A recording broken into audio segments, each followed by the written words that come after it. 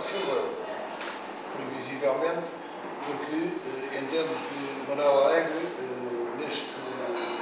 momento que o país atravessa, é importante na presença da República. É importante pela sua determinação, é importante pelo seu passado político, é importante pela sua experiência, é importante pela sua veia democrática e é importante porque ele defende o Serviço Nacional de Saúde, defende a escola pública de qualidade e defende a segurança social pública. E por isso defende os direitos daqueles que são os mais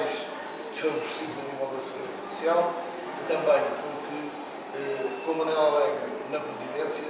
temos a certeza de que o veto é uma arma para usar e não para só usar meio veto e criticar as leis feitas depois.